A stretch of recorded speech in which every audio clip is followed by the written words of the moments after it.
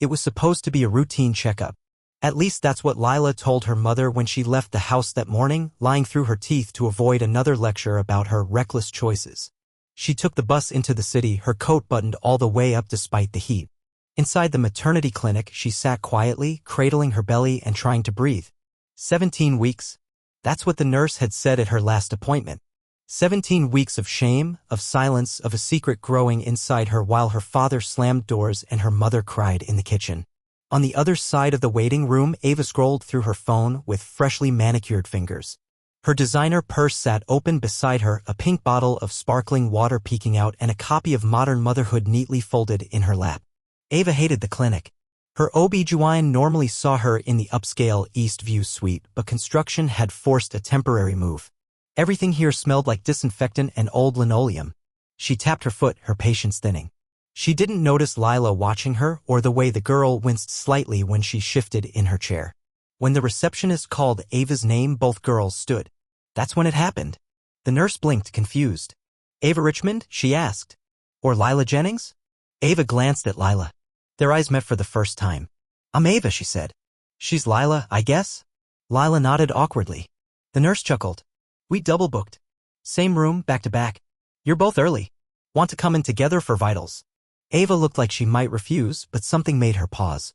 Maybe it was the nervous way Lila tugged at her sleeve or the fact that, despite their differences, they were both clearly pregnant and clearly alone. "Sure," Ava said finally. "Why not?" Inside the room, the awkwardness settled like fog. Ava filled the silence with small talk, asking how far along Lila was. 17 weeks, Lila mumbled. "You." 19, Ava said, then smiled gently. "Close." For the first time, Lila smiled back. "Yeah." The nurse did her checks, then stepped out. Ava sat on the exam table while Lila lingered by the window, pretending to study the skyline. Then Ava asked, "Are you here alone?" Lila hesitated. "Yeah.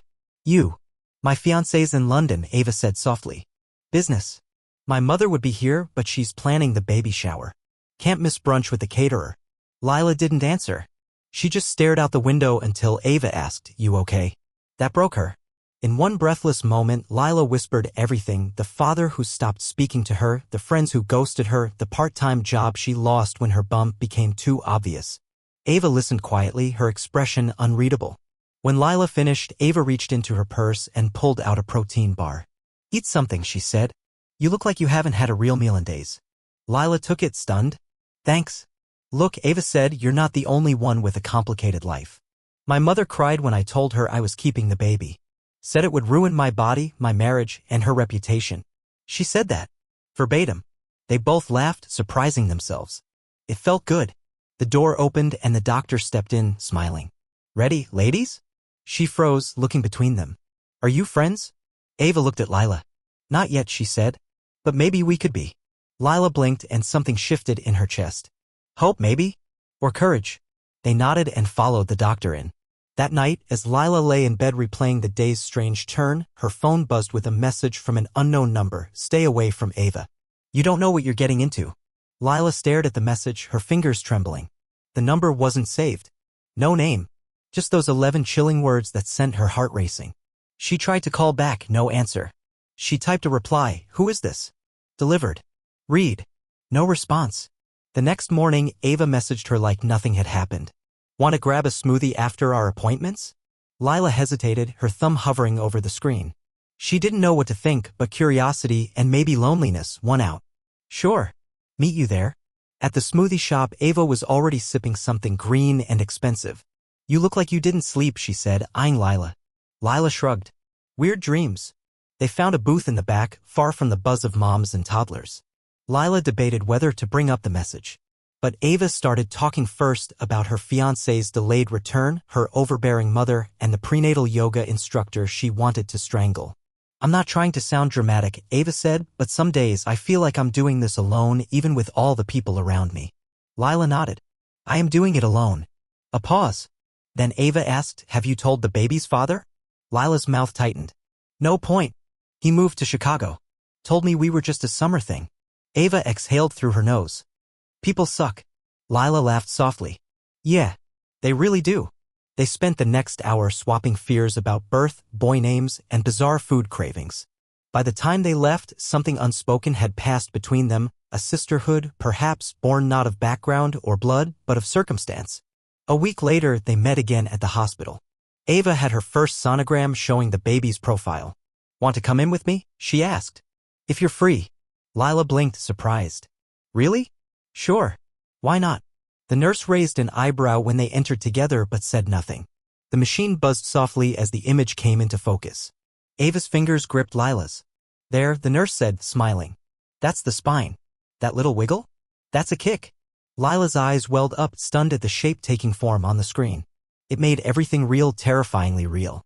As they walked out, Ava squeezed Lila's hand. "When's your next scan?" "Next Monday." "I'll be there," Ava said. "If you want me to be." Lila nodded, unable to speak. That night, the messages came again. "Same number. I told you to stay away. She's not who she says she is. Ask her about Caleb." Lila stared at the name. Caleb.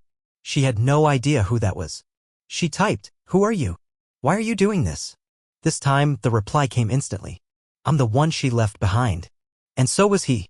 The next morning, Lila arrived at the hospital early to find Ava already in the waiting room, holding hands with a man Lila had never seen before. When their eyes met, Ava stood abruptly, panic flashing across her face. "This isn't what it looks like," she said. Lila froze. The man beside Ava was older than she expected, late 20s maybe, sharp jawline, tailored coat, and a watch that probably cost more than Lila made in a month.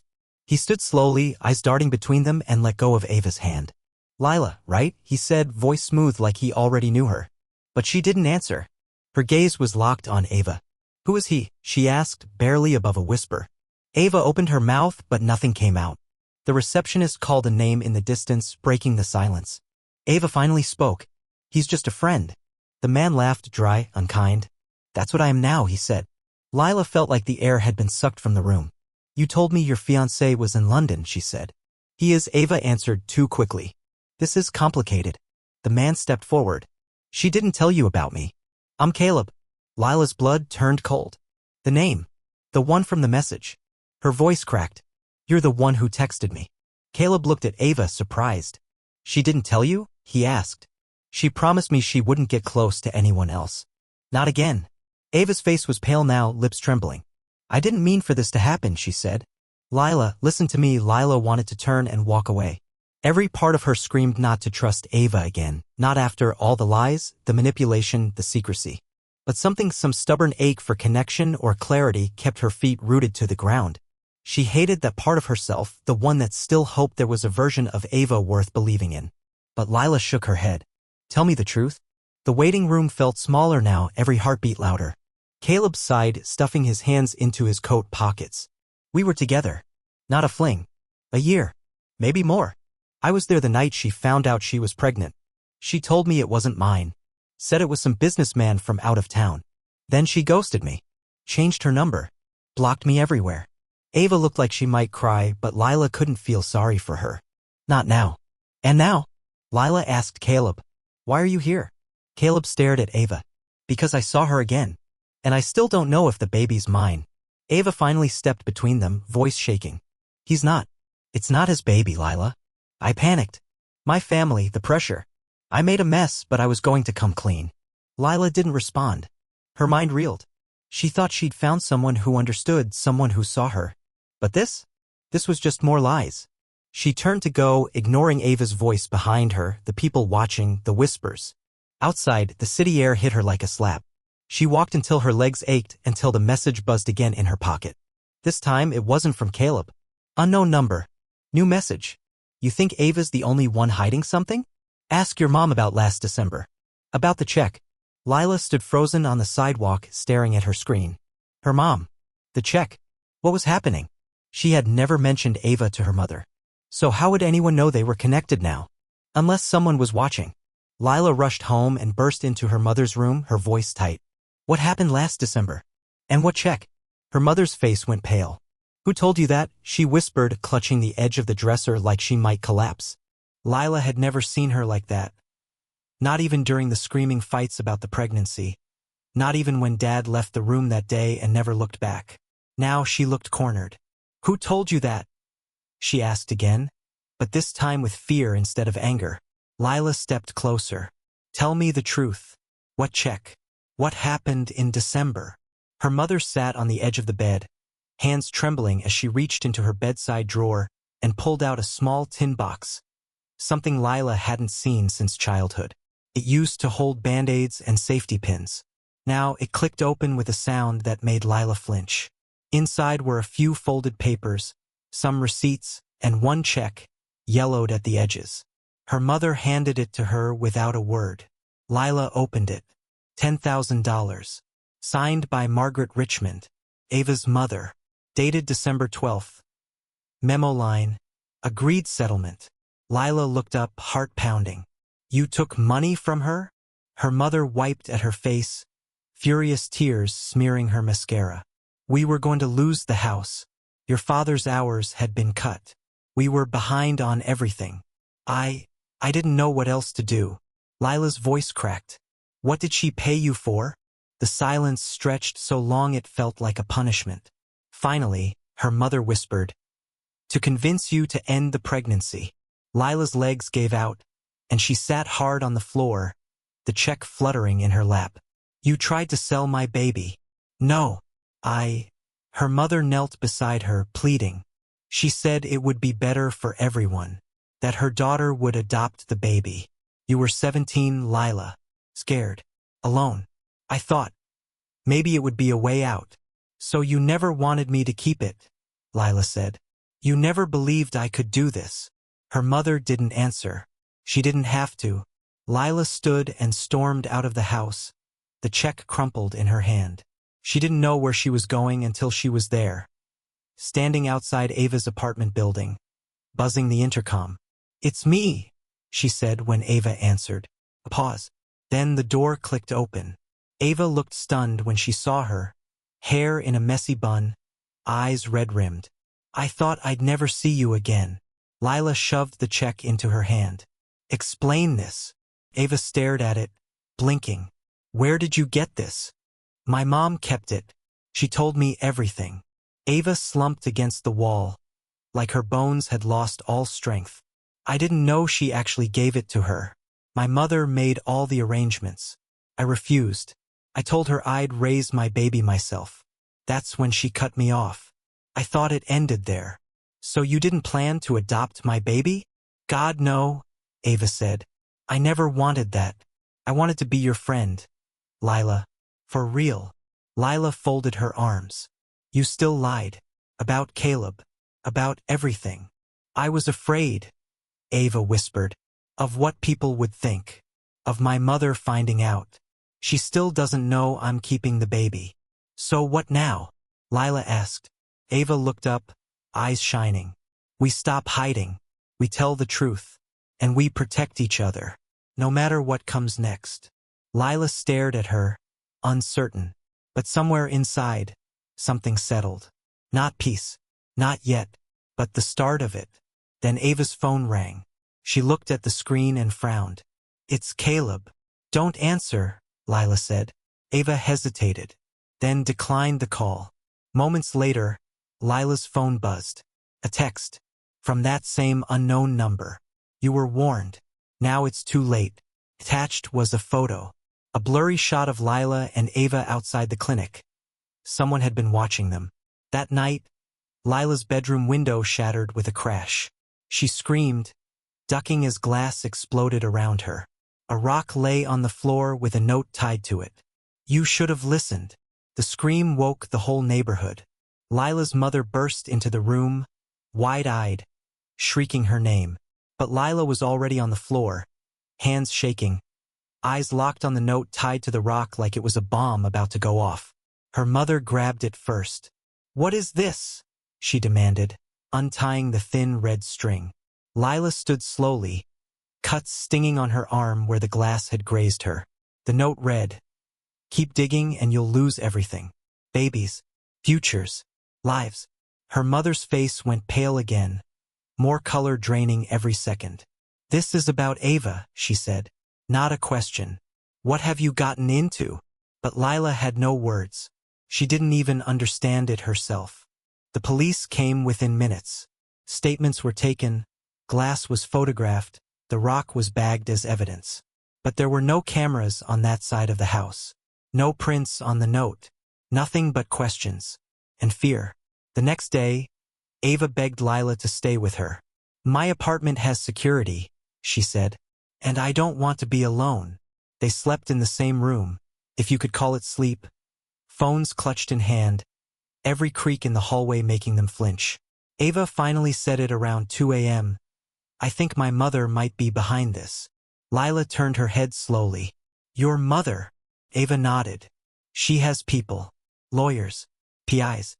She's obsessed with appearances. If she thinks I'm ruining her life by having this baby, she didn't finish. She didn't have to." Lila thought about the check again, how deliberate that handwriting had been. She thought about Caleb and the name that had been whispered in warning. There was still so much she didn't understand. The next morning, Lila made a decision. She went back to the clinic. Alone. Told the nurse she needed access to her previous visit notes. Said she was switching providers and needed her files. The nurse printed them and handed her the stack without hesitation. Lila thanked her, sat in the waiting area, and flipped through the pages. Blood pressure. Wait. Doctor's notes. Expected due date. But there was something else, an administrative printout she hadn't expected to see. It showed billing records. And under her name, there was a charge from nearly 4 weeks earlier for a second patient consultation under Ava Richmond. Lila blinked. That couldn't be right. She wasn't there that day. Ava hadn't even met her yet. She took a photo of the form and left, her stomach churning. When she got back to the apartment, Ava was in the kitchen, making tea. Lila didn't say anything right away. Just watched her carefully. "You okay?" Ava asked. "You're pale." "I went to the clinic," Lila said quietly. "Got my records." Ava nodded slowly. "And?" Lila placed the photo on the counter. Ava looked down, then up, eyes wide with panic. "That's not what it looks like," she said immediately. "Then tell me what it is." "I used your name," Ava admitted. "Just once. Before we ever met. I needed prenatal care. But I didn't want anything showing up on my insurance. I panicked. I saw your name on the sign-in sheet and just wrote it down. I thought it wouldn't matter." "So you knew about me before we met," Lila said. Ava didn't answer. That was enough. "You followed me?" "No," Ava said quickly. "No, not like that. I saw you once. At a bus stop. I overheard your call. You said something about being scared and pregnant and alone, and I don't know. I saw myself in you. I just wanted to help." "By lying?" Lila snapped. "By dragging me into whatever this is with your mother? With Caleb?"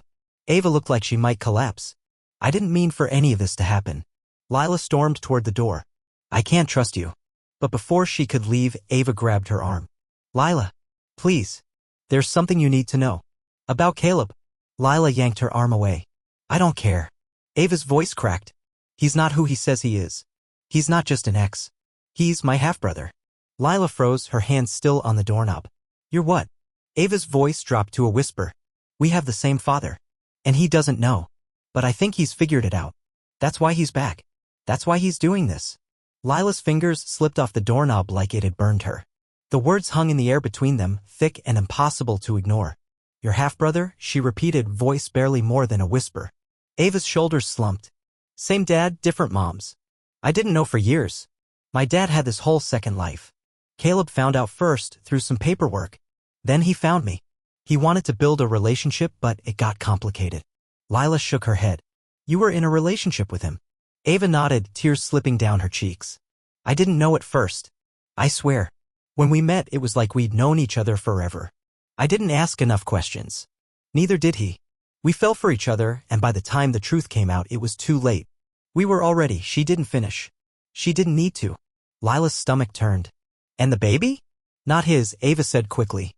"That's the only reason I kept it. Because if it were his, I couldn't. I wouldn't." "So who's the father?" Ava looked at the floor. "I don't know." Lila blinked. "You don't know?" Ava whispered. "There were a few weeks where things were messy. I was spiraling. I didn't care who I was with. But I swear, I'm trying to be better now.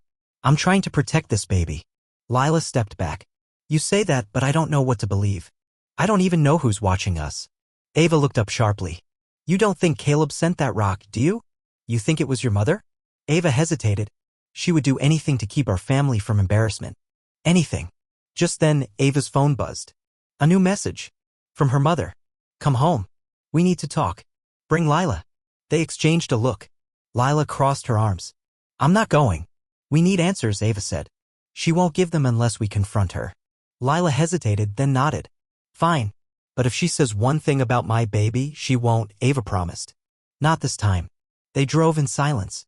Ava's childhood home was exactly what Lila expected. High gates, perfect hedges, a massive brick house that looked more like a museum than a place where people lived. Margaret Richmond met them at the door. Flawless as ever. Her eyes flicked between them like scanning for weakness. Girls, she said, turning to lead them into the drawing room. Sit. Lila didn't. Ava did. Margaret poured herself a drink, neat and strong, and faced them. So, she said, you both know too much. You paid off my mother, Lila said. You tried to buy my baby. Margaret sipped calmly. I offered options. She accepted. You sent someone to throw a rock through my window. Margaret raised an eyebrow. Please. That was probably Caleb. He's not well. Ava's voice cracked. You told me he was in rehab. He was, Margaret replied. Until he found out about your little situation. He's been unraveling ever since. Why didn't you tell me he was my brother? Because it was easier not to. That answer was like a slap. Ava stood furious. You lied. You manipulated everyone. And you're still doing it. And what are you doing, Ava? Margaret snapped. Gallivanting around with a pregnant girl from the wrong side of the tracks while dragging our name through the tabloids? Do you think your baby will inherit a legacy or shame? Lila stepped forward. Say that again. Margaret narrowed her eyes. I said what I said. You think your money makes you untouchable. But you don't own people. Not me. Not her. Not our kids. Margaret smiled coldly. You'll learn. Ava's phone buzzed again. New message. She glanced at it and her knees nearly buckled. It's from Caleb, she whispered. He says he's at the hospital. He checked himself into the psych ward. He says if we don't come, he's going to tell the truth to the world. What truth? Lila asked. Ava showed her the screen. Caleb's message read, I kept the envelope. The paternity results. It's not just my baby you need to worry about. One of you is lying to yourselves. Come get the truth. Lila's heart dropped. She turned to Ava slowly. What does he mean, one of us? Ava's lips parted in horror as she whispered, Lila, what if he means your baby?